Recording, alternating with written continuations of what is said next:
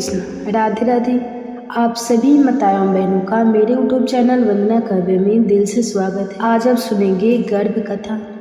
कहा जाता है कि गर्भावस्था में अगर पूरी भागवत ना भी सुन पाए तो ये महाभारत में की अभिमन्यु की गर्भ कथा सुनने से हमारे गर्भ में पल रहे शिशु पर अभिमन्यु के जैसे ही गुण आते हैं। तो माँ, यह कथा केवल युद्ध की गर्जना नहीं, यह मातृत्व की वाणी है। यह कथा तेरे शिशु के लिए है, ताकि वह समझे कि शक्ति का अर्थ केवल शास्त्र नहीं, संस्कार भी है। जैसे गंगा केवल धारा नहीं, जीवन का अमृत है। जैसे सूर्य केवल ताप नहीं, प्रकाश भी है। वैसे ही यह कथा केवल अभिमन्यु की वीरता नहीं, उसके भीतर अंकुरित शिक्षा और तेरे गर्भ का संस्कार भी है। माँ सुन, जैसे तेरे हृदय के धड़कन शिशु तक पहुँचते हैं, वैसे ही तेरी वाणी भी उसकी आत्मा में उतर जाती है। यही कारण है कि यह कथा केवल तेरे कानों के लिए नहीं है, बल्कि तेरे गर्भस्थ शिशु की आत्मा के लिए है। यह कथा केवल महाभारत का प्रसंग नहीं है, यह कथा मातृत्व का महाकाव्य है। यह कथा शिक्षा की सरिता है।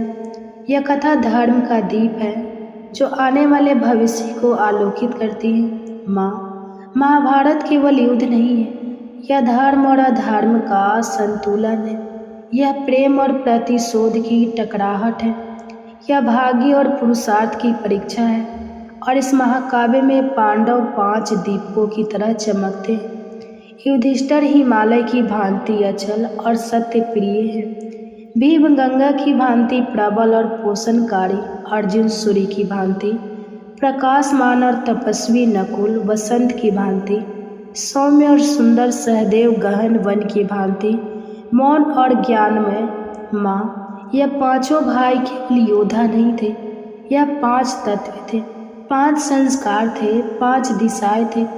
और जब तू अपने शिशु को इनकी कथा सुनाएंगे तो उसके भीतर यह 5 तत्व उतरेंगे। सत्य का तेज, बल की करुणा, पराक्रम का प्रकाश, सौंदर्य की कोमलता और ज्ञान की गहराई। माँ, पांडव का वनवास केवल दंड नहीं था, वह एक तपशाला थी, आत्मशोधन की यात्रा थी, जहाँ हर दिन एक नया पाठ सिखाता था।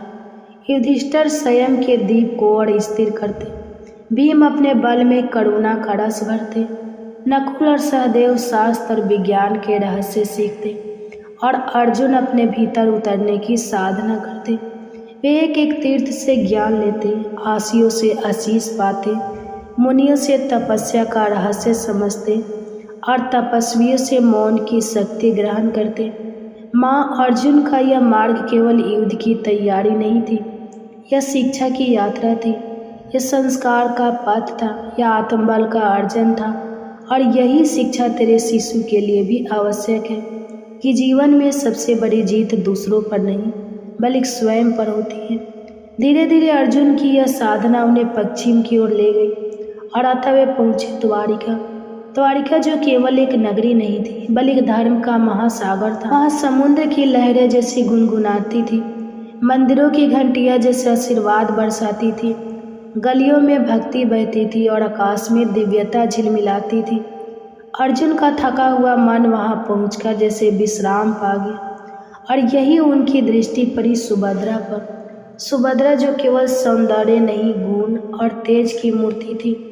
वह रुक्मिणी मंदिर से लौट रही थी, सफ़ेद वस्त्रों में लिपटी हुई, हाथों में पूजा की थाली लिए, मुख पर शांत तेज लिए। उसकी चाल ऐसी थी जैसे चांद अपनी किरणें बिखेर रहा हो। उसकी दृष्टि ऐसी थी जैसे गंगा अपनी धारा में निर्मलता बहा रही हो। अर्जुन की दृष्टि स्थिर हो गई।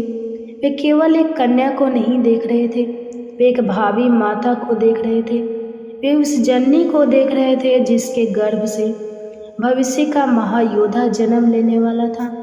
माँ, अर्जुन के हृदय से वाणी फूटी, यदि ऐसी स्त्री से कोई पुत्र जन्म ले तो अवश्य ही महापुरुष होगा। उस समय श्री कृष्ण सब समझ रहे थे। वे मुस्कुराए और बोले, पार्थ, तू तीर्थों की यात्रा पर निकला था, पर आज तुझे अपनी संतान का तीर्थ मिल गया है। सुभद्रा कोई साधारण कन्या नहीं, वह उस यज्ञ की अग्नि है जिसमें धर्म का बीज अंकुरित होगा। अर्जुन संकोच में थे, क्योंकि सुभद्रा यादव वंश की राजकुमारी थी और बलराम चाहते थे कि उनका विवाह कड़ुवंश से बाहर हो, पर कृष्ण ने कहा सच्चा विवाह वही है जहाँ मन शुद्ध और कर्म धर्म प्रय। सुभद्रा तेरे पथ की सहचरी है, तेरी भावी पुत्र की माता है, अब तुझे ही पहल करनी होगी। और माँ सुभद्रा का मौन उस समय उत्तर बनी। आप सभी माताओं बहनों का मेरे YouTube चैनल वंदना काव्य में दिल से स्वागत है। आप सभी आज हमारे YouTube चैनल पे श्रवण कीजिए गर्भ कथा। कहा जाता है कि गर्भावस्था में अगर पूरी भागवत ना भी सुन पाए तो कृष्ण के जन्म के समय की स्तुति श्रवण करने से शिशु में भगवान के जैसे ही गुण आते हैं। तो आप सभी माताओं बहनों से अनुरोध है कि वीडियो में आगे बढ़ने से पहले, कथा श्रवण करने से पहले चैनल को सब्सक्राइब कर लीजिए और वीडियो को लाइक कर लीजिए और कमेंट्स में हरे कृष्णा राधे राधे जरूर लिखिए। हो सके तो ज़्यादा से ज़्यादा शेयर कीजिए ताकि हमारे जितने भी माताएं बहनें हैं गर्भधारण की हुई है सबके पास पहुंच सके। तो आइए श्रवण करते हैं कृष्ण के जन्म के समय की स्तुति। तो जय श्री कृष्ण, सभी को सादर प्रणाम। गर्भावस्था में भगवान श्री कृष्ण की संपूर्ण बाल लीला को पढ़ना अति शुभ माना जाता है। पहले हर दादी नानी यह बताया करती थी कि इस समय भगवान श्री कृष्ण के आशीर्वाद के लिए हर गर्भवती को यह नित्य सुनना ही चाहिए। आज वही विशेष कथा आप सभी को भी सुना रही हूँ। इसे आप दिन में कभी भी सुन सकते हैं। स्नान करके इसका श्रवण करें तो बहुत ज़्यादा शुभ होगा। साथ ही कोशिश करें कि इसका पूरा पाठ करें। द्वापर युग के अंत का समय था। 500 वर्ष के पहले की कुछ बात थी। मथुरा के राजा उग्रसेन का बड़ा पुत्र आज अपने चाचा की छोटी पुत्री देवकी को विवाह के बाद वासुदेव जी के साथ पहुंचाने जा रहा था। लेकिन तभी मार्ग में आकाशवाणी हुई, देवकी वासुदेव का 8वां पुत्र ही तुझे मारेगा। कंस यह सुनकर अत्यंत क्रोधित हो गया। वो अपनी तलवार खींचकर देवकी को मारने ही वाला था कि तभी वासुदेव जी ने उसे रोका और वचन दिया कि हमारी जो भी संतान होगी वह हम तुझे दे देंगे, पर तुम देवकी को छोड़ दो। तब कंस ने उनकी बात मान ली पर उन्हें अपने कारागार में डाल दिया। जब उनके पिता उग्रसेन ने इसका विरोध किया तो उन्हें भी कारागार में डालकर स्वयं मथुरा का राजा बन बैठा। कुछ समय बाद देवकी ने एक पुत्र को जन्म दिया। जब कंस को इसकी सूचना मिली तो उसने बड़ी निर्दयता से उसे पत्थर पर पटक कर मार दिया। इस प्रकार देवकी के जो भी पुत्र होता उसे कंस मार दिया करता था। अब देवकी के गर्भ में 7वें पुत्र अनंत भगवान के शेष नाग हैं। तब योग माया ने देवकी के गर्भ को खींचकर वासुदेव जी की दूसरी पत्नी रोहिणी जी, जो गोकुल में नंद जी के यहाँ रहती थी, उनके पेट में स्थापित कर दिया। मथुरा में समझा गया कि देवकी का गर्भपात हो गया है। अब देवकी के 8वें पुत्र की तैयारी थी। इस समय कंस ने कारागार पर पहरा कर दिया। भाद्रपद कृष्ण पक्ष की अष्टमी तिथि थी। बुधवार का दिन था। रोहिणी नक्षत्र था। ठीक आधी रात को जब पूर्व दिशा में चंद्रमा उदय होने जा रहे थे तब कंस के कारागार में स्वयं भगवान प्रकट हुए। पूरी कोठरी प्रकाशित हो गई। वासुदेव ने हाथ जोड़ भगवान की स्तुति की। तब शंख चक्र गदा पग और चतुर्भुज रूप में मुकुट कुंडल आदि आभूषण पहने भगवान ने उन्हें आशीर्वाद दिया। बोलो कृष्ण कन्हैया लाल की जय। भगवान ने वासुदेव जी को आगे आज्ञा दी, मुझे गोकुल में नंद जी के घर पहुंचा दो। वहाँ यशोदा जी को जो कन्या हुई है वह मेरी योग माया से यहाँ ले आओ। तब भगवान की आज्ञा पाकर वासुदेव जी शिशु बने भगवान को एक टोकरी में उठाकर चलने को तैयार हो गए। उनके हाथ पैर की बेड़ियाँ अपने आप खुल गई। कारागार के किवाड़ की तले जंजीरें खुल गई। पहरेदार राक्षसों का योग माया ने घोर निद्रा में सुला दिया। बादल छाए थे, वेग से वर्षा हो रही थी, बिजली चमक रही थी। तब अनंत शेष पन फैलाकर भगवान पर छाता लगाए वासुदेव जी के पीछे पीछे चल रहे थे। यमुना जी बड़ी हुई थी, उनकी ऊंची ऊंची लहरें उठकर भगवान के चरणों को छूना चाहती थी। तो भगवान ने जाना कि वासुदेव जी को कठिनाई हो रही है, तो अपना पैर नीचे लाकर यमुना जी को आशीर्वाद दे दिया। यमुना जी का जल अपने आप घट गया। वासुदेव जी गोकुल में पहुंच गए। तब गोकुल में भी योग माया के प्रभाव से सभी सोए थे। श्री यशोदा जी को कन्या हुई थी, पर उन्हें इसका भी नहीं था भय। वासुदेव जी सीधे नंद भवन पहुँचे। वहाँ जाकर उन्होंने यशोदा जी के पास भगवान को सुला दिया और कन्या को उठाकर वापस लौटने लगे। वासुदेव जी कन्या को लेकर मथुरा कारागार में पहुँचे। उनके पहुँचते ही कारागार के फाटक बंद हुए। हथकड़ियाँ बेड़ी हाथ पैरों में पड़ गए। पहरेदार जग गए। वह कन्या जोर जोर से रोने लगी। समाचार पाकर कंस दौड़ा आया। उसने उस कन्या को देवकी से छीनकर पत्थर पर पटकना चाहा, किंतु उसके हाथ से छूटकर कन्या आकाश में चली गई। अष्टभुजा देवी का रूप धारण करके कंस से कहा, तुझे मारने वाला कहीं और उत्पन्न हो गया है, और जोर जोर से हंसते हुए अदृश्य हो गए। यह सुनकर कंस को बड़ा दुख हुआ, पर अब उसका अंत समय निकट था। इसलिए विपरीत बुद्धि वाले रक्षा मंत्रियों ने सलाह दी कि आसपास उत्पन्न हुए सभी नवजात बालकों को मारने के लिए दैत्य नियुक्त कर देना चाहिए। अब कंस द्वारा नियुक्त एक पूतना राक्षसी भगवान के जन्मोत्सव के दिन नंद भवन पहुंची। उसने सुंदर रूप धारण किया था। अपने स्तनों में हलाहल विष लगा रखा था। पालने में सोए भगवान को गोद में उठाकर वो अपने स्तन पिलाने लगी। भगवान उसके दुष्ट भाव जानकर दूध के साथ उसके प्राण भी पीने लगे। वह छटपटा नहीं लगी। वह अब अपने राक्षसी रूप में आकर भागने लगी, पर भगवान उसकी छाड़ पर वैसे ही चिपके रहे। वह दूर जाकर गिर पड़ी और तब उसने अपने प्राण त्याग दिए। पीछे दौड़ती गोपियों ने भगवान का शुक्रिया कर बाल स्वरूप भगवान को उठाया और घर लिए। जब भगवान 27 दिन के हुए, उनका जन्म नक्षत्र आया, तब उन्होंने पहली बार अपनी करवट ली। उस दिन जन्म नक्षत्र का उत्सव मनाया जा रहा था। यशोदा माँ ने उन्हें एक बैलगाड़ी के नीचे पालना डालकर सुला दिया। कुछ देर बाद जब भगवान की नींद खुली तो माँ का दूध पीने के लिए पाँव उछाल उछाल कर रोने लगी। उनके कोमल से पैर का धक्का लगते ही बैलगाड़ी उलट गई। उस पर रखे दूध, दही, मक्खन, घी आदि के बर्तन फूट गए। गाड़ी पलटने के शब्द को सुनकर गोपियाँ दौड़ पड़ी। उन्होंने भगवान को वहाँ से उठा लिया। ये समझ नहीं पा रही थी इतने छोटे से बालक से यह गाड़ी कैसे उलट सकती है। भगवान की लीला तो इस प्रकार अनवरत चले ही जा रही थी। बोलो श्री कृष्ण कन्हैया लाल की जय।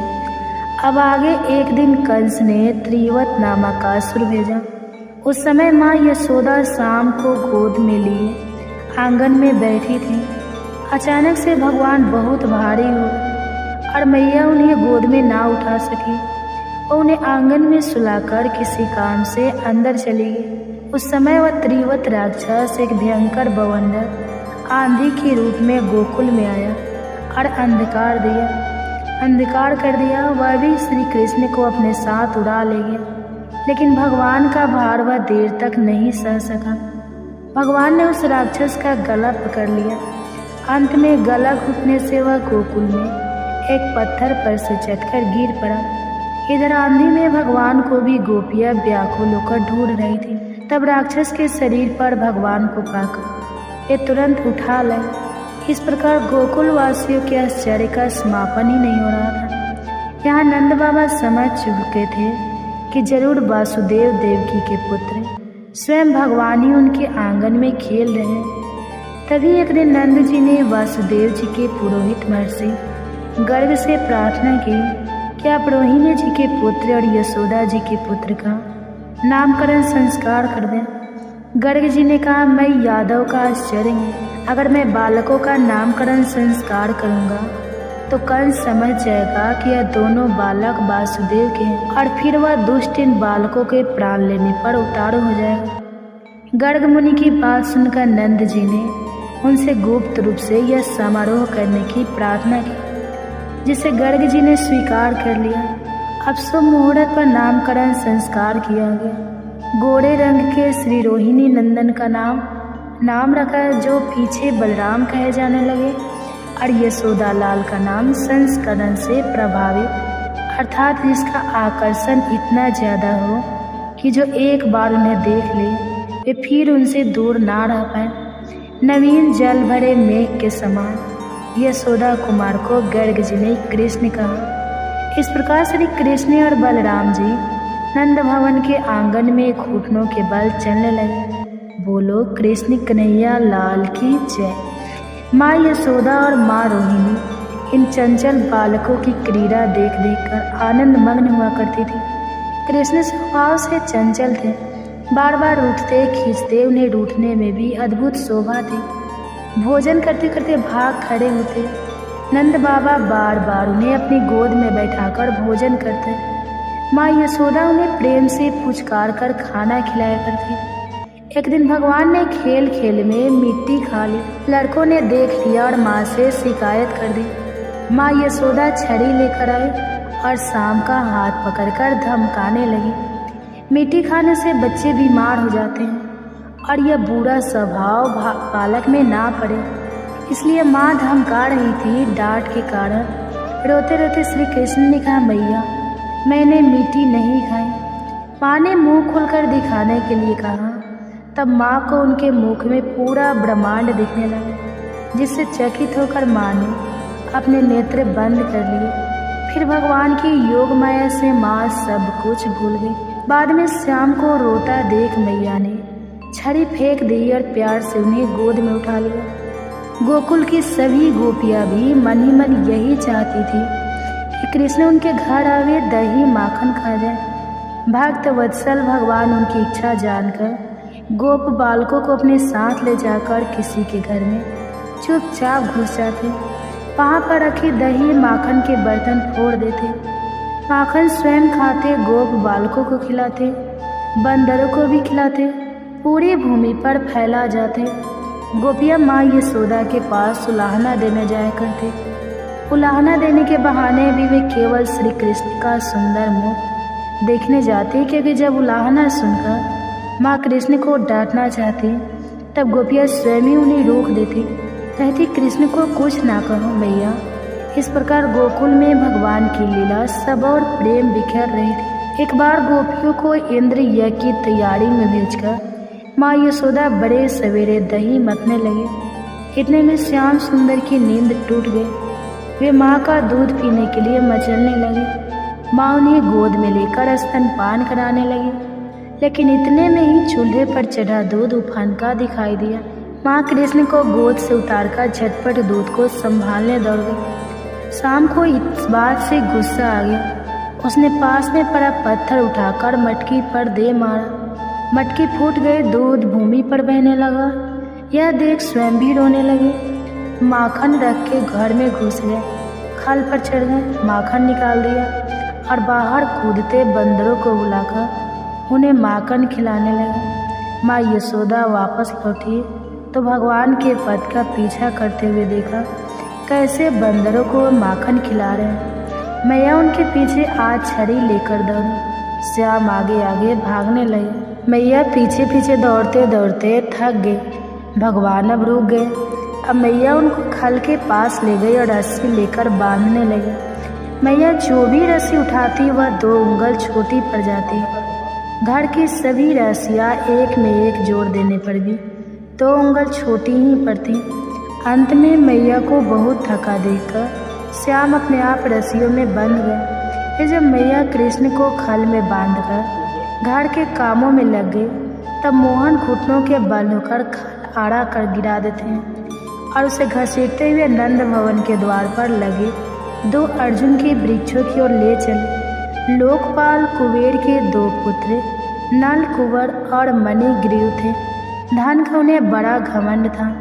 एक बार अपनी स्त्रियों के साथ मदिरा पीकर स्नान कर रहे थे। इस समय उधर से देवसी नारद निकले। नारद जी को देखकर स्त्रियां तो झटपट से बाहर निकल गई, परंतु कुबेर के दोनों पुत्र वहीं खड़े रहे। इसे नारद जी ने उन्हें श्राप दे दिया, तुम लोग वृक्षों की भांति खड़े हो, इसलिए गोकुल में जाकर वृक्ष बन जाओ।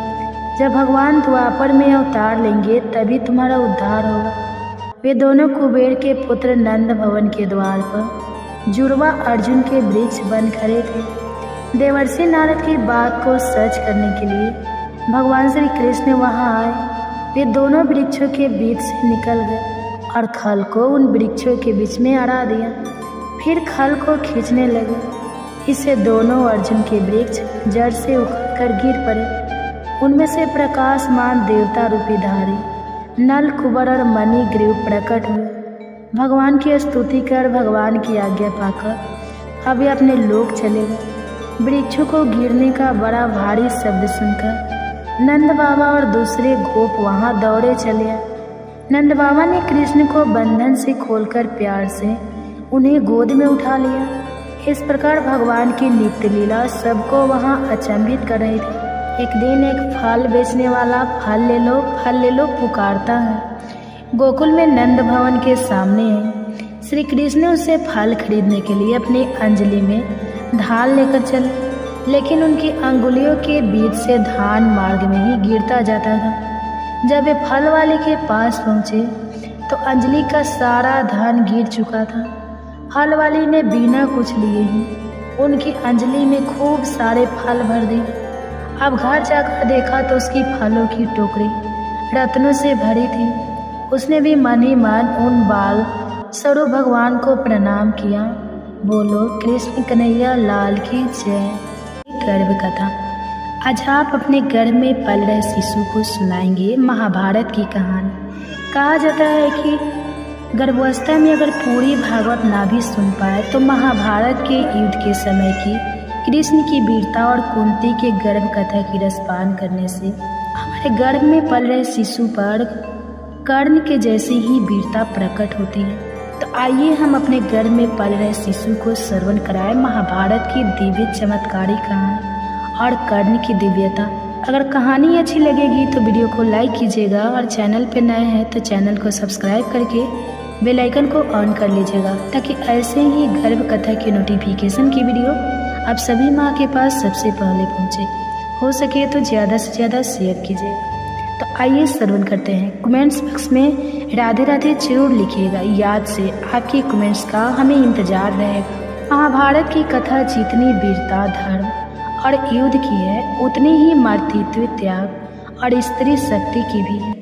कुंती पांडव की जननी न केवल एक रानी थी, बल्कि वह एक ऐसी स्त्री थी जिनका जीवन संघर्ष, रहस्य और अध्यात्म से भरा था। यह गर्भ कथा उस कुंती की है जिन्होंने समय से पहले माँ बनने का अनुभव किया और फिर जीवन भर उस मातृत्व को अपने हृदय में छिपा कर जिया। कुंती का जन्म राजा सूरसेन के घर हुआ था और बचपन में ही उन्होंने अपने मामा कंस को सौंप दिया गया था। बाद में राजा कांति भोज ने उन्हें गोद लिया, इसलिए उनका नाम कुंती पड़ा। कुंती का बचपन राजसी ऐश्वर्य में बीता, लेकिन वे बचपन से ही गंभीर, विदुषी और जिज्ञासु स्वभाव की थी।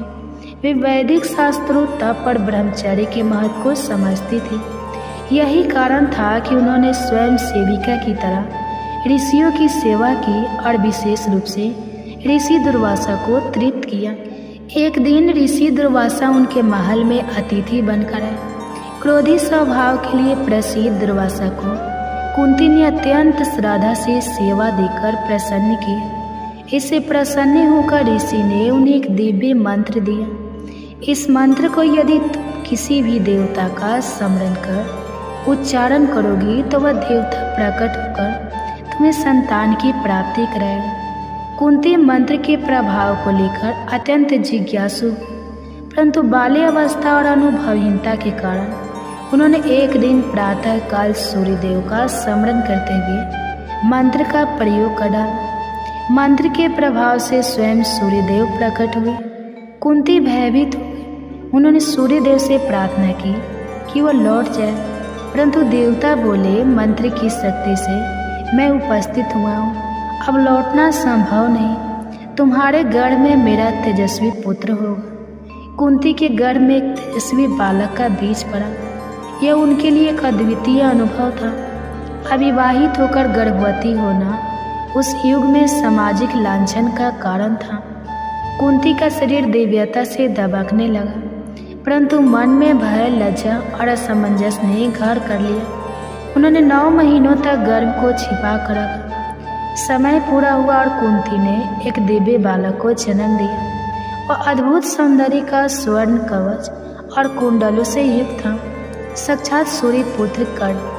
परंतु विवाह पूर्व संतान होने के कलंक से बचने के लिए और समाज की आलोचना से बचने हेतु कुंती ने अपने नवजात को एक डिब्बे में रखकर नदी में प्रभावित कर दिया।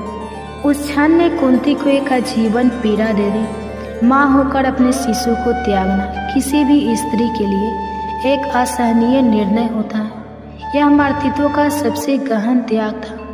बाद में कुंती का विवाह हस्तिनापुर के महाराज पांडु से हुआ। पांडु धर्म परायण, वीर और नीतिज्ञ थे। विवाह के उपरांत कुंती ने महाराज पांडु के साथ हिमालय की ओर गमन किया, जहाँ उन्होंने तपस्या और ध्यान में जीवन बिताया। पांडु ने एक बार वन में अनजाने में एक ऋषि को मृग समझकर मार दिया। उस ऋषि ने श्राप दिया कि यदि पांडु स्त्री संग करेगा तो उसकी मृत्यु हो जाएगी। इस श्राप ने पांडु को अत्यंत व्यथित कर दिया। वह संतानहीन रह जाने से दुखी थे। कुंती ने पांडु को अपना वह रहस्य बताया। दुर्वासा द्वारा प्रदत्त मंत्र देवताओं से संतान की प्राप्ति की शक्ति। पांडु के आग्रह पर कुंती ने धर्मराज यम को आगान किया, जिसे युधिष्ठिर का जन्म हुआ। धर्म, संयम और विवेक का प्रतीक। फिर वायुदेव को स्मरण कर भीम का जन्म हुआ, बल, साहस और क्रोध का स्वरूप। फिर इंद्र का आवाहन कर अर्जुन का जन्म हुआ, दिव्य शौर्य, निपुणता और धर्म के रक्षक।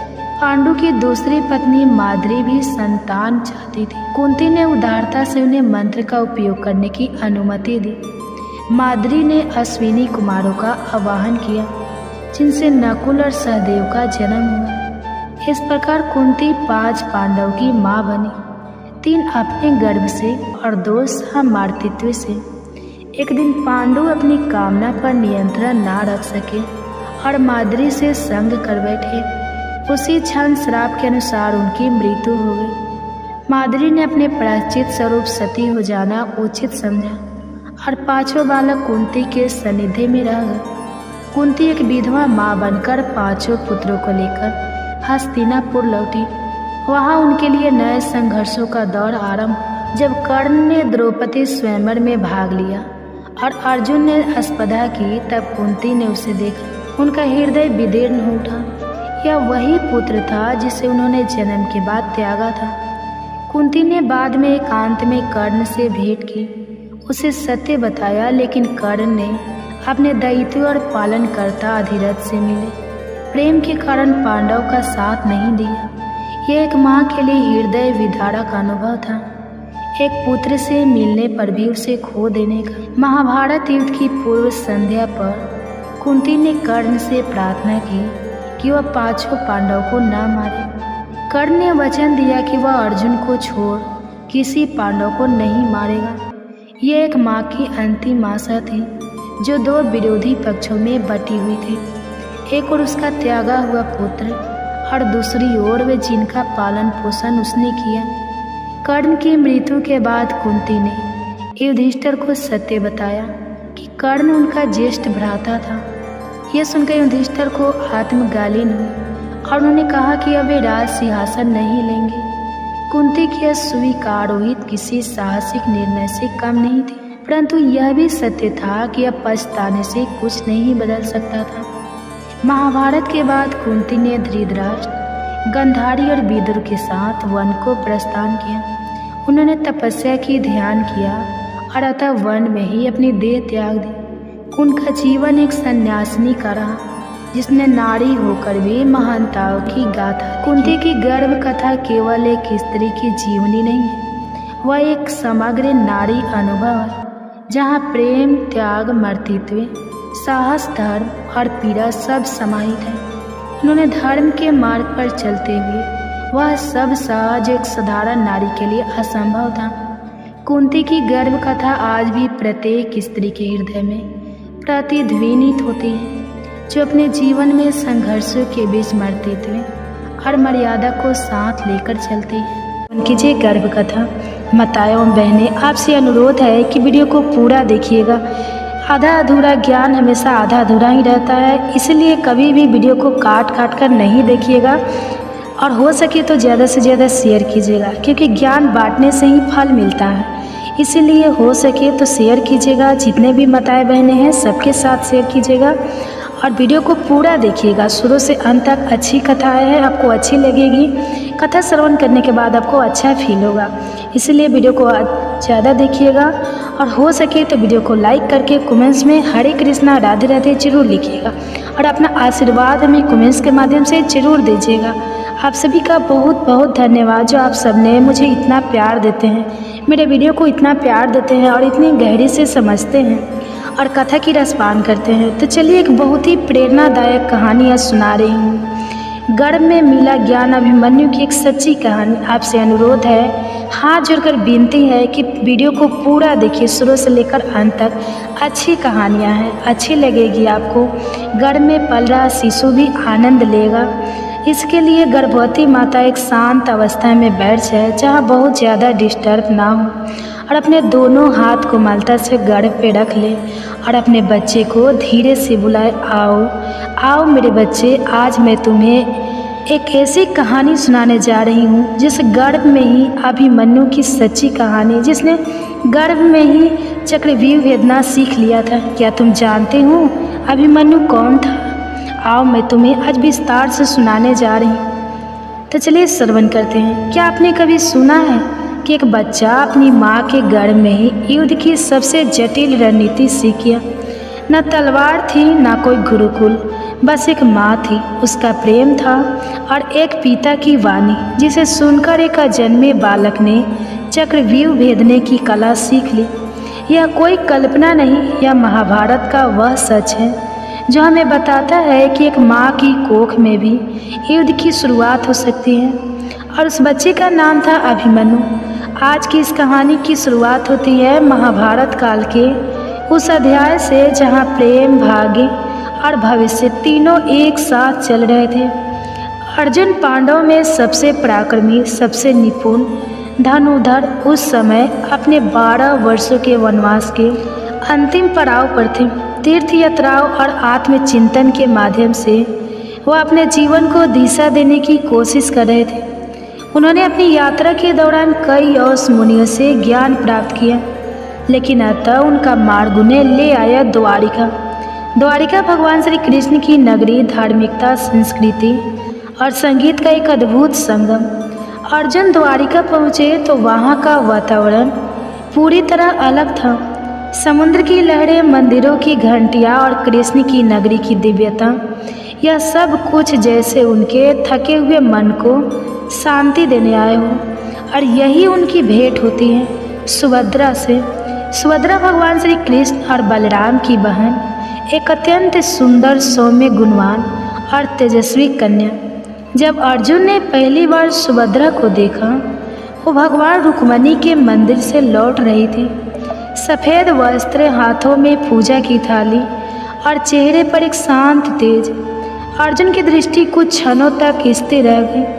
वो केवल सौंदर्य नहीं देख रहे थे, वो एक ऐसे व्यक्तित्व को देख रहे थे जिसमें भविष्य की माता, भावी रानी और एक वीर योद्धा की जननी छिपी थी। अर्जुन मन ही मन बोल पड़े, यदि स्त्री से कोई पुत्र जन्म ले तो वह निश्चित ही महापुरुष होगा।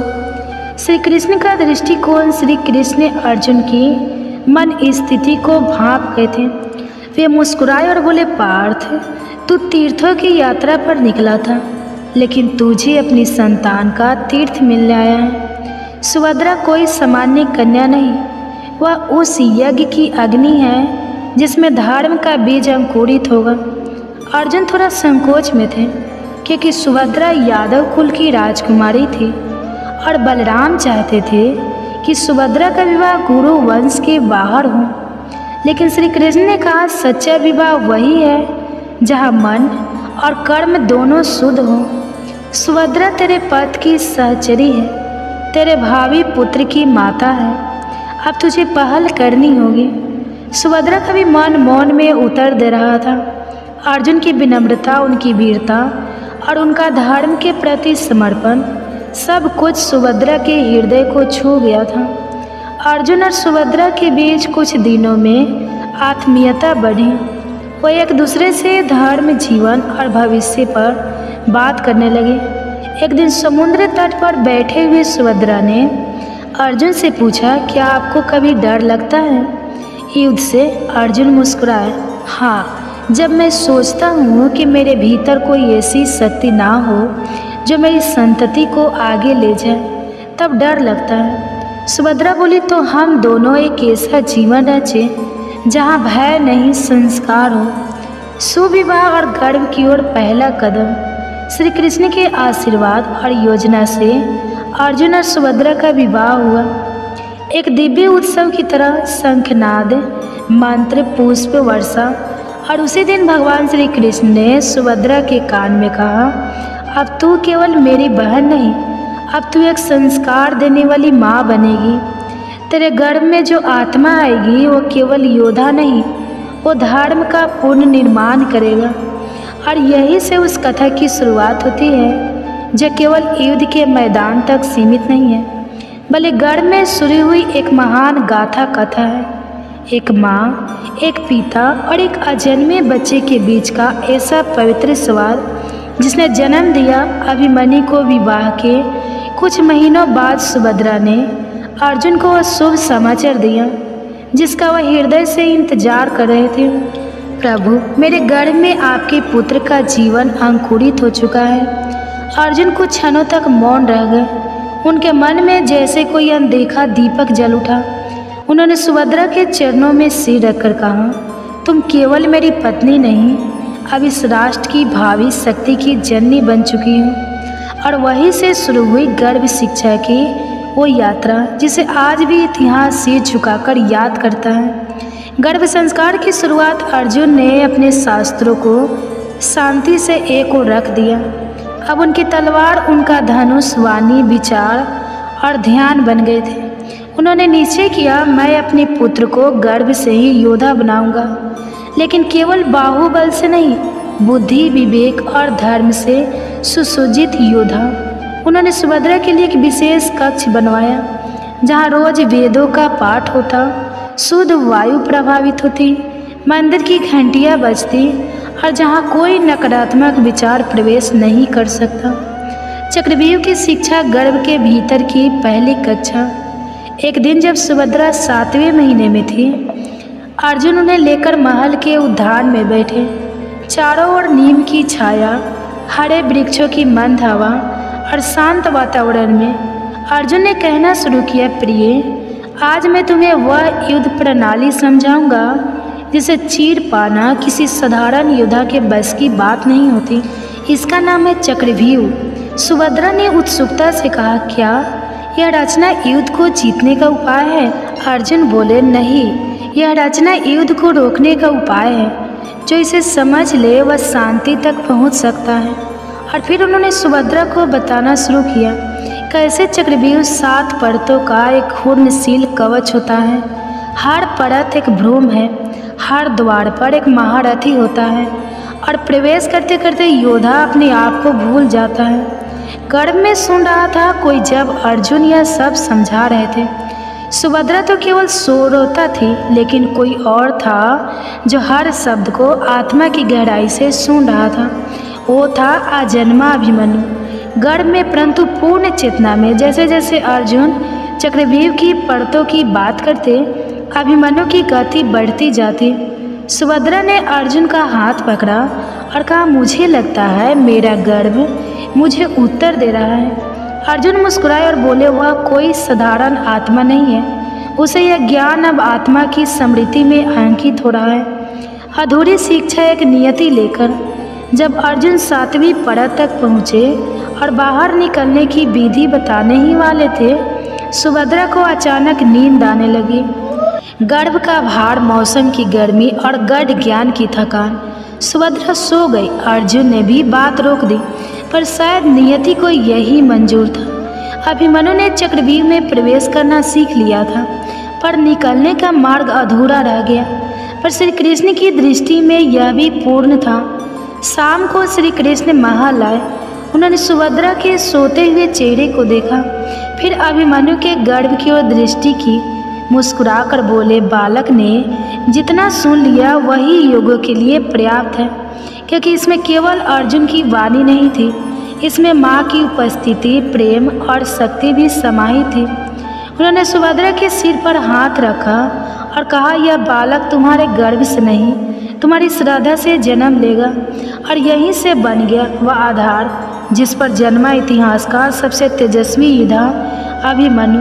तो दोस्तों, आज आपने सुना कि कैसे अर्जुन ने गर्भवती सुभद्रा को चक्रव्यूह की जटिल रचना समझाई, और कैसे माँ के गर्भ में पल रहा बालक अभिमन्यु हर शब्द को आत्मा में उतारता चला गया, लेकिन वो ज्ञान अधूरा रह गया। कहते हैं जन्म तो हर कोई लेता है, लेकिन कुछ जन्म इतिहास की दिशा मोड़ने आते हैं। आज हम बात कर रहे हैं अभिमन्यु की, जिसने गर्भ में ज्ञान पाया और जन्म लेकर उसे धर्म की रक्षा के लिए शस्त्र बन लिया। अभिमन्यु का जन्म एक दिव्यता की अनुभूति। पौष माह की एक शांत चंद्र प्रकाश से भरी रात थी। महल के आंगन में तुलसी के पौधे के पास दीपक टिमटिमा रहा था। सभी वेद पाठी ब्राह्मण वैदिक मंत्रों का जाप कर रहे थे। उसी समय सुभद्रा ने एक दिव्य बालक को जन्म दिया।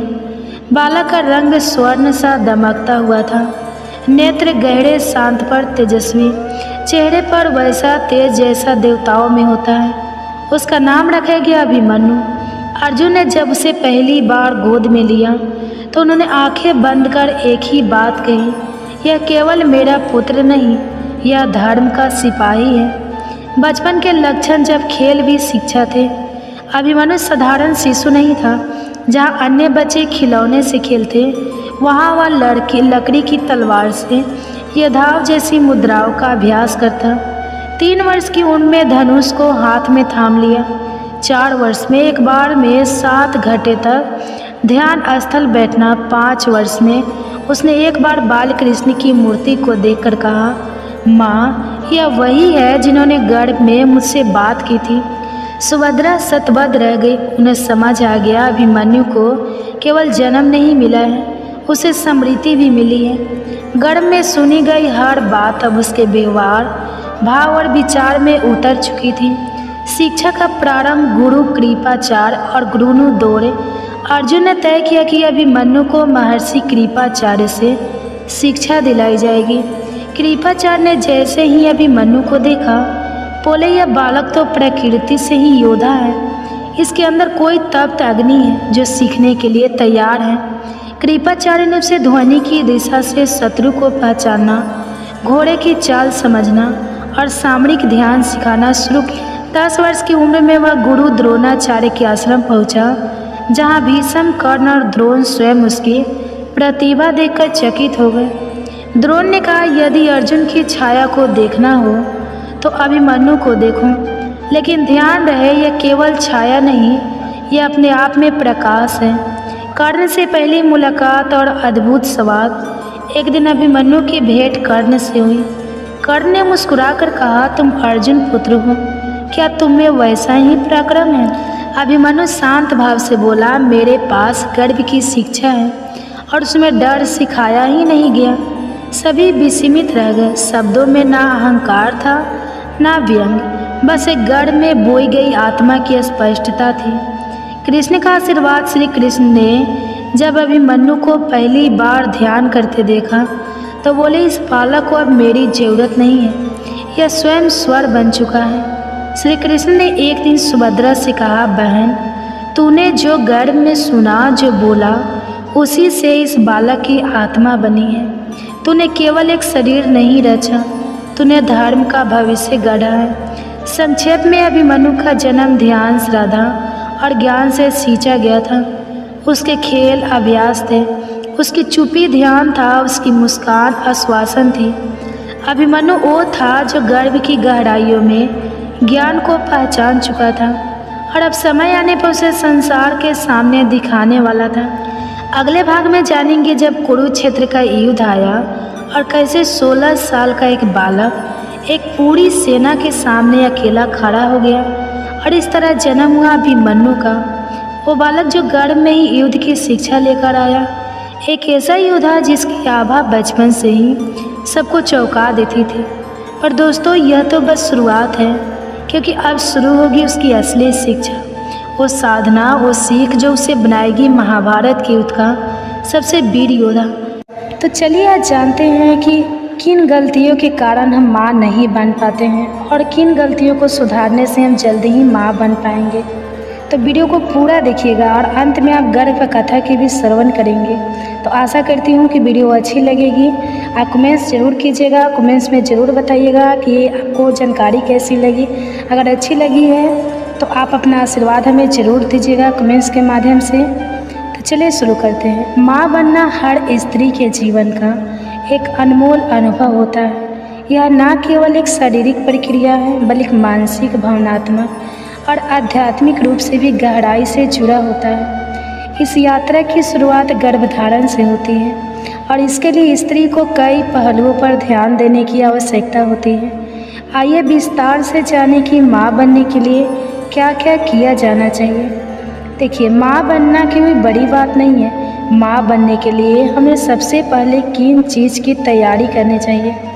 माँ बनने की तैयारी मानसिक और शारीरिक रूप से, देखिए, माँ बनने की इच्छा एक गहरा भावनात्मक निर्णय है। इसके लिए आपको स्वयं से कुछ प्रश्न करना चाहिए। क्या आप शिशु के लिए मानसिक रूप से तैयार हैं? क्या आप जिम्मेदारियों को निभाने में सक्षम हैं? क्या आपके जीवन में स्थिरता है? गर्भधारण के लिए शरीर को तैयार करना अत्यंत आवश्यक होता है। इसके लिए हम कदम सहायक हो सकते हैं। निम्नलिखित व्यायाम करें, पौष्टिक भोजन लें, वजन को संतुलित रखें। अत्यधिक मोटापा या कम वजन समस्या उत्पन्न कर सकता है। धूम्रपान, शराब और नशीले पदार्थों से बचें। गर्भधारण की योजना बनाते समय एक स्त्री रोग विशेषज्ञ गायनोकोलॉजिस्ट से मिलना बहुत जरूरी है। डॉक्टर आपके मासिक धर्म चक्र, अंडोत्सर्ग की स्थिति और अन्य आवश्यक पहलुओं की जांच करेंगे। जरूरी कुछ टेस्ट करेंगे। हीमोग्लोबिन, शुगर, थायराइड टेस्ट, यौन संचारित रोगों की जांच करेंगे। पैल्विक अल्ट्रासाउंड कराएंगे। यूरिन और ब्लड टेस्ट कराएंगे। रूबेला, हेपेटाइटिस इत्यादि की बहुत ऐसे जांच है जो डॉक्टर की सहायता से कर सकते हैं। गर्भधारण के लिए सही समय का चयन करना महत्वपूर्ण होता है। मासिक चक्र में एक विशेष अवधि होती है जिसमें गर्भधारण की संभावना अधिक होती है। देखिए, मासिक धर्म के पहले दिन से गिनते हुए 11वें से 18वें दिन तक अंडोत्सर्ग की संभावना होती है। इस दौरान संभोग करने से गर्भधारण की संभावना बढ़ जाती है। देखिए, अंडोत्सर्ग के पहचानने के तरीके हैं: हल्का पेट दर्द, शरीर का तापमान बढ़ना, स्वाइकल म्यूकस में परिवर्तन, ओव्यूलेशन किट से जांच करना। आहार और जीवन शैली में सुधार करते हैं। संतुलित आहार, प्रोटीन, दाल, अंडा, दूध ले, इससे प्रोटीन शरीर में बनी रहती हैं। फोलिक एसिड, हरी सब्जियां, फलियां, ये सब ले। आयरन के लिए पालक, चुकंदर ले सकते हैं। विटामिन डी, विटामिन B12, भरपूर पानी पिए। प्राणायाम, ध्यान और हल्का योग गर्भधारण की संभावना बढ़ाते हैं। मानसिक तनाव कम होता है, शरीर लचीला और स्वस्थ रहता है। जीवन साथी का सहयोग और भावनात्मक सामंजस्य, साथी की भूमिका भी इसमें पूरी होनी चाहिए। पति पत्नी दोनों को एक दूसरे का भावनात्मक सहयोग करना चाहिए। खुलकर संवाद करें, एक दूसरे को समझें और तनाव ना बनाएं। संतुलित यौन जीवन, नियमित संभोग करें। विशेषकर ओव्यूलेशन के समय प्यार और विश्वास की भावना बनी रहे। गर्भधारण न होने की स्थिति में क्या करें? 6 महीने से 1 साल प्रयास के बाद भी गर्भ ना ठहरे तो दोनों पार्टनर को टेस्ट कराना चाहिए। स्पर्म काउंट, फैलोपियन ट्यूब की जांच, हार्मोनल संतुलन देखिए। दवाइयों द्वारा ओव्यूलेशन को नियंत्रित करना चाहिए। आयुर्वेदिक चिकित्सा, पंचकर्म से होम्योपैथी विकल्प ले। आयुर्वेदिक औषधियाँ ज़्यादा से ज़्यादा इसमें काम करती हैं। अश्वगंधा तनाव कम करती है। शतावरी प्रजनन क्षमता बढ़ाती है। पुनर्वा गर्भाशय को स्वस्थ रखती है। गौमूत्र और हार्मोन संतुलन में सहायक करती हैं। और घरेलू उपाय से करना चाहते हैं तो खजूर और दूध यह शरीर को ताकत देता है। मेथी के बीज मानसिक धर्म नियमित करते हैं। हरी सब्जियों और मौसमी फलों का सेवन करना चाहिए। गर्भधारण के लिए सकारात्मक सोच और धार्मिक आस्था रखें। मन को शांत रखें। चिंता से हार्मोनल संतुलन हो सकता है। सकारात्मक सोच रखें। पूजा पाठ और मंत्र रखें। संतानों की प्राप्ति के लिए व्रत उपवास जैसे संतोषी माता, वट सावित्री व्रत, संतति प्राप्ति मंत्र ओम नमो भगवते जगन्मृति रूपने नमः या गोपाल सहस्त्र नाम गर्भधारण संकल्प पाठ करें। माँ बनने के बाद की जिम्मेदारी एक झलक। माँ बनने का निर्णय सिर्फ गर्भधारण तक सीमित नहीं होता, यह एक दीर्घकालीन प्रतिबद्धता है। संतान का पालन पोषण करना, मानसिक और शारीरिक विकास की जिम्मेदारी, नैतिक मूल्य की शिक्षा देना। माँ बनना एक सुंदर और चुनौतीपूर्ण यात्रा है जिससे शारीरिक तैयारी, मानसिक स्थिरता, उचित चिकित्सा सलाह और भावनात्मक समर्थन की आवश्यकता होती है। यदि आप इस प्रक्रिया को संपूर्ण प्रेम, धैर्य और विश्वास के साथ अपनाएं तो मातृत्व का द्वार आपके लिए सहज रूप से खुल सकता है। तो ये थी माँ बनने की कुछ प्रक्रिया। जिन माताओं बहनों की गोद नहीं भर रही है, कृपया हम जितने भी जानकारी दिए हैं उन सब की आप फॉलो कीजिए। हो सके तो भगवान आपकी गोद जल्दी ही भर देंगे। हम भगवान से प्रार्थना करते हैं कि आपकी गोद जल्दी से जल्दी भर जाए। आप अपना आशीर्वाद हम अपने कमेंट्स के माध्यम से हमें ज़रूर दीजिएगा। आप अपनी आशीर्वाद कमेंट्स के माध्यम से देते हैं। कमेंट्स में राधे राधे हरे कृष्णा लिखते हैं तो हमें बहुत अच्छा लगता है। हमें सकारात्मक अनुभव होता है कि हमारी जो कहानी है वो आपको अच्छी लग रही है। तो जितने भी माताएं बहनें गर्भधारण की हुई है वो अगर आप ये वीडियो देख रहे हैं तो अब आपके लिए है, आप श्रवण कीजिए गर्भ